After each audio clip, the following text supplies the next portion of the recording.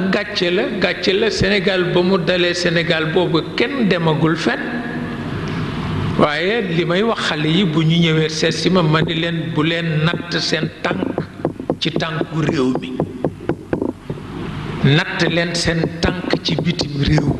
ndax réew mi dafay dellu gannaaw fi mu nekk waaw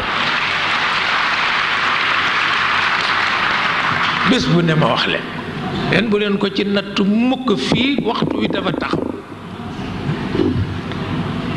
wi dafa taxaw daan naa wax Senghor li ma jaaxal mooy boo tukkee yëg ni jamono ngi dox waaye boo ñëwee ba aéroport Ndakaaru yëg ni jamono dafa taxaw waaw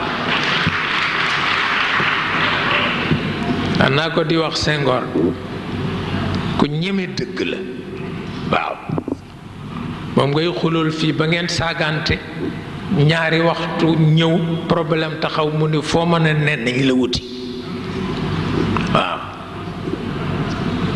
bu ngeen ñëwee werante waxante ba liggante problème ba ngeen dellooti di ay adversaire rek waaw te loolu ci xel la bokk borom xel rek a ko man loolu lu ne lañ ci daan waxante ma ak moom maa ngi fàttaliku bés ma ñëw mu ni ma man dal dama mer lool ma ni ko lu tax mu ni ma Giscard dafa xamul maay kan booba Giscard est président français yi ma ni ko aha mu ni ma waaw maa ngi ko bindi leetar juróom-ñetti fan a ngi tontuwuma ma ni ko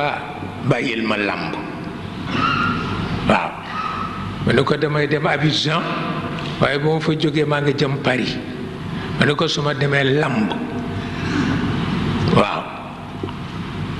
ba ma demee ma gis Ibra Degen Diop muy attaché ca ambassade ba ma ne ko seetal ma ci xale yi ànd ak Giscard ku ci gën a yeewu te ëpp ci secret mu dem ba matal ma ci kenn indi ko ma ne ko lu xew lu tax lii am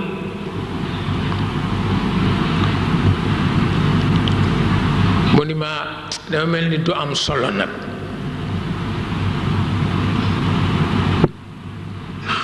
xam naa boo gisoon diw dey kooku jege Giscard la te it waxkatu dëgg la ma gis kooka mu ni ma soo demee nga wax Senghor ni ko réew poésie du ko doxal waaw ni ma soo demee nga wax ko ni ko réew poésie du ko doxal ni ma soo demee nga wax ko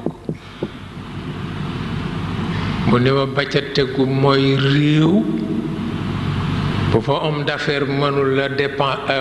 mënula assurer dépense am bu njëboo xam ne réew ma ci dee la jëm